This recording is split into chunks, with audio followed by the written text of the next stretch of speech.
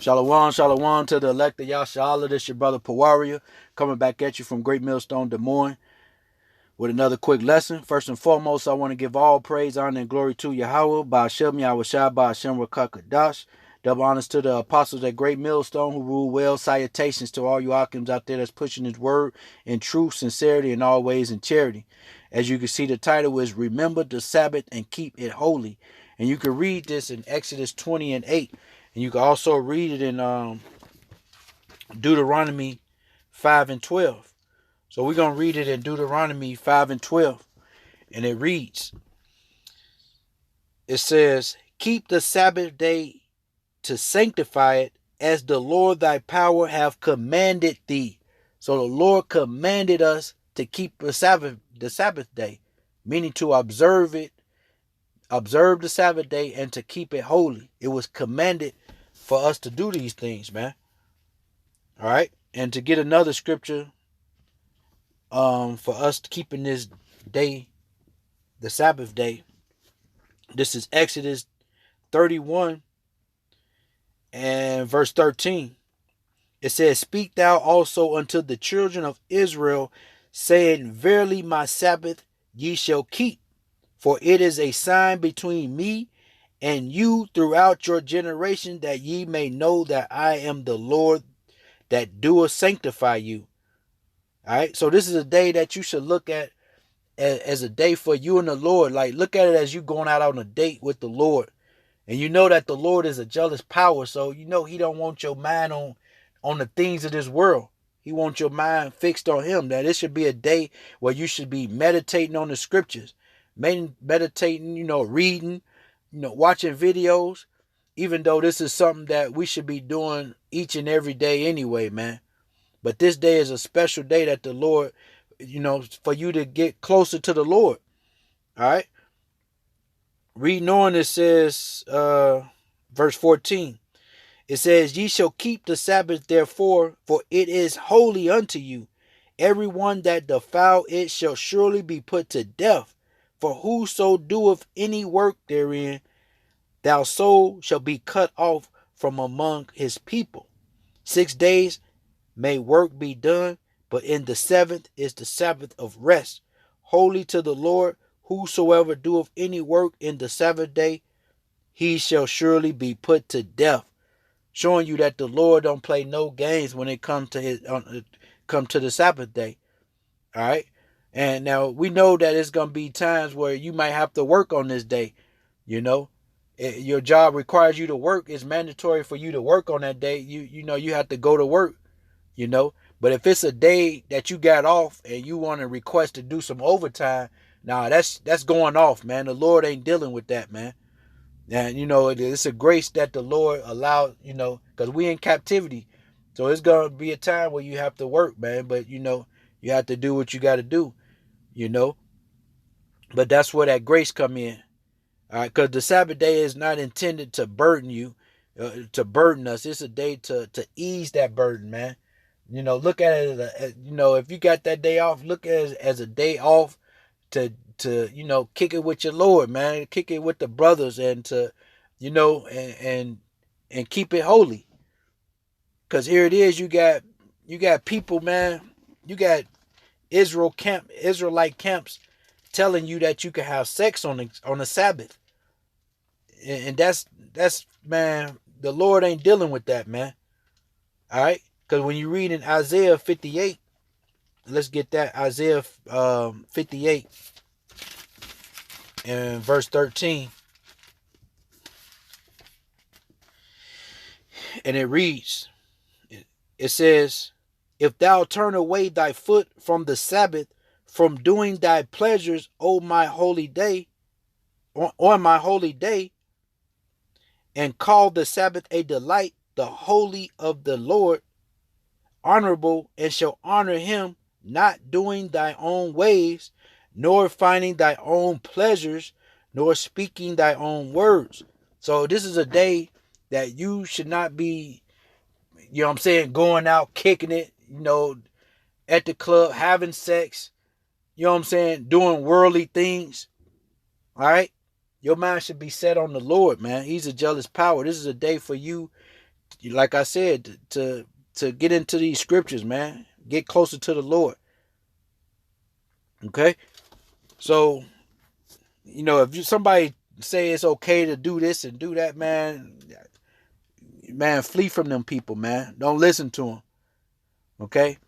Now, of course, you got the Christianity church that'll tell you that the Sabbath day is on a Sunday, and then you even got Hebrew camps that'll tell you that it's on a Saturday.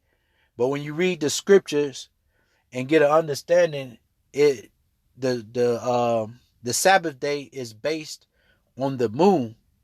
All right, because the moon was made to tell time. Okay, it's like a clock, man. Moon comes from the word month. All right, and let's prove that. Let's get Sirach 43 and verse 6. It says, He made the moon also to serve in her season for a declaration of times and a sign of the world. So the moon is like a clock, man. It's like clockwork. You know what I'm saying? It does what it do. It do what it do. All right.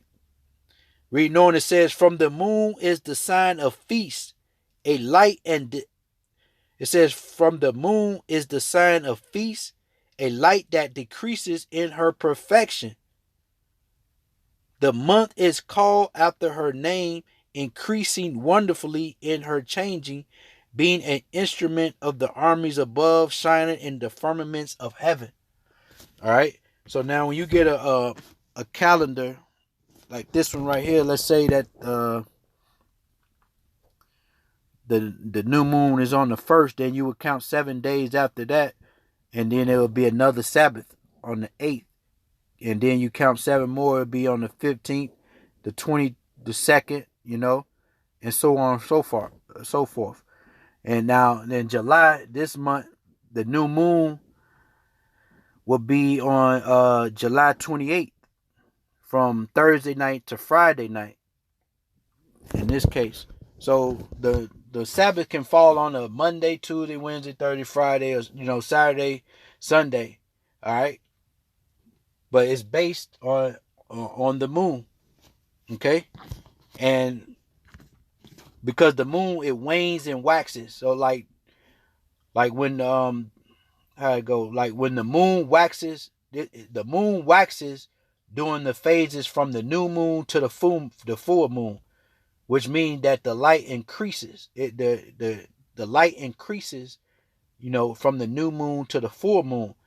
Then the moon wanes during the phase between the full moon and the next new moon. And the wanes means to it decrease in light. And you can see that in this calendar right here, But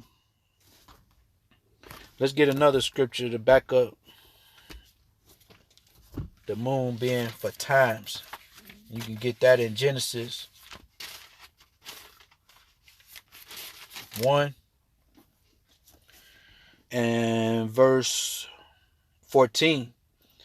It says, And the Most High Power said, Let there be light in the firmaments of the heaven to divide the day from the night, and let them be for signs and for seasons and for days and years. Okay, another scripture to prove that the moon is to tell time. Okay, now of course, like when you read in Colossians 2 and 16, it says, Let no man judge you in meat, drink, or respect of any holy day, new moon, or Sabbath day. So if you feel if your faith, if you feel that the Sabbath day is on a Saturday, or if the Sabbath day is on a Sunday, then make sure you keep up to, you hold on to that. You make sure that you hold the Sabbath on that day and keep it holy. All right.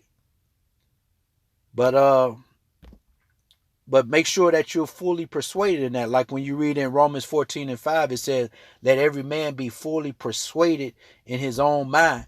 So if you're fully persuaded in your mind that the Saturday is a Sabbath, then make sure you keep that day holy. All right. But according to the scriptures, it goes by the lunar calendar. Right now we're in a Gregorian calendar, and you're not going to see that Gregorian calendar in the Bible. All right. So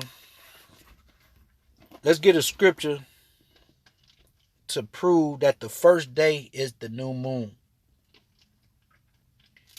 And you can read that in 1 Samuel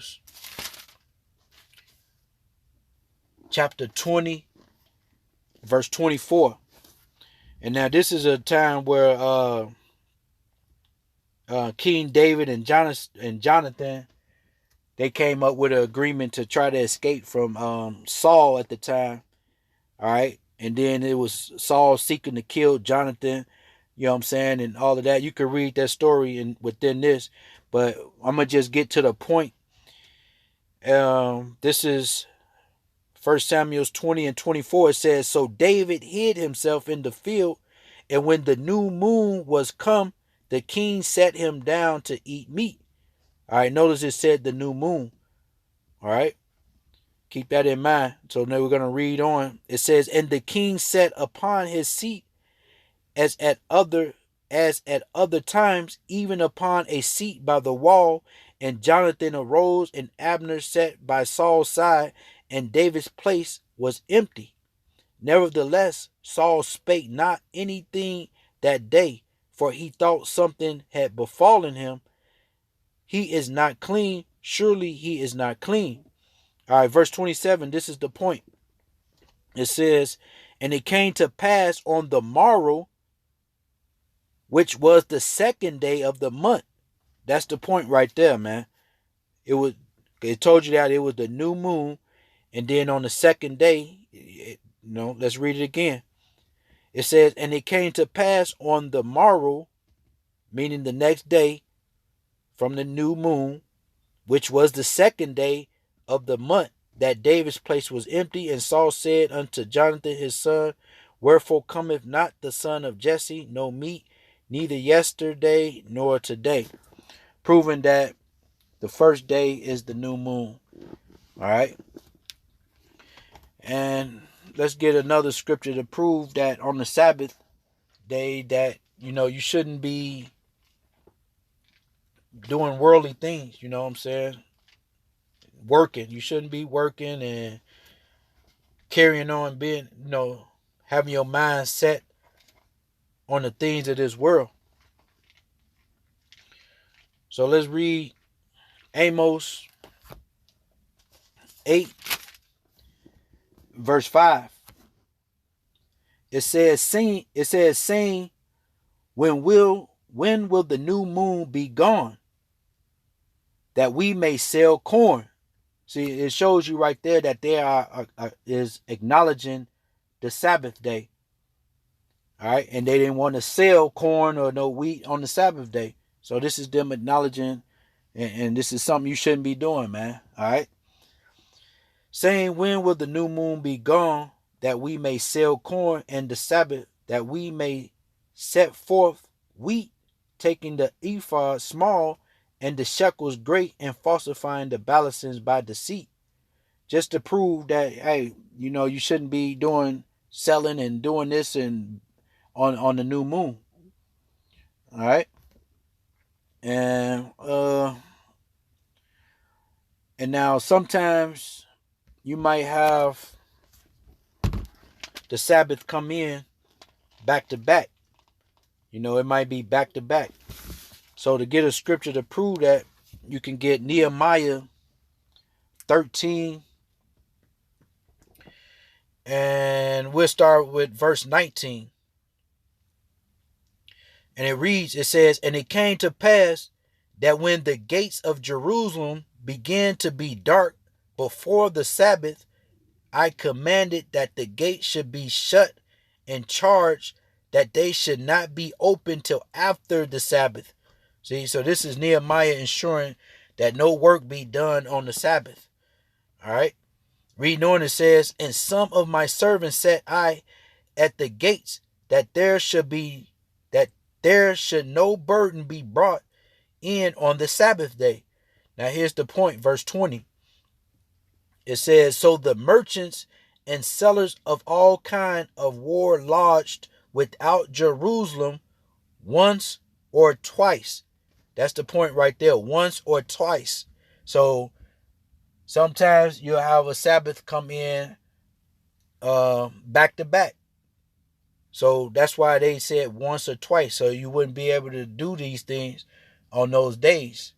All right. Now, and of course, man, this ain't a day to be over righteous, like the Pharisees, because you can read an account when you read in Matthew's 12 and 9, and it's an account in Mark and also in Luke. But it's about the Pharisees looking to accuse the Lord for doing good on the Sabbath. All right. So that's them, you don't be over righteous on this. You know what I'm saying? You got brothers, some that gotta work, like I said. It's some brothers even fast on this day. This is a day you can fast on this day. It ain't, required, but it's something, you could do. You can eat, you can fast on that day. You just giving your time and your attention unto the Lord, man. All right. So yeah, that's pretty much it, man. Lord willing, this was edifying.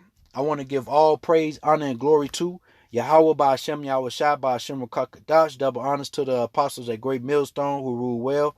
Salutations to all you Akims out there that's pushing his word in truth, sincerity, always in charity. Shalom, Akim, and you sisters, you sincere sisters that listen as well. Shalom. Shalom.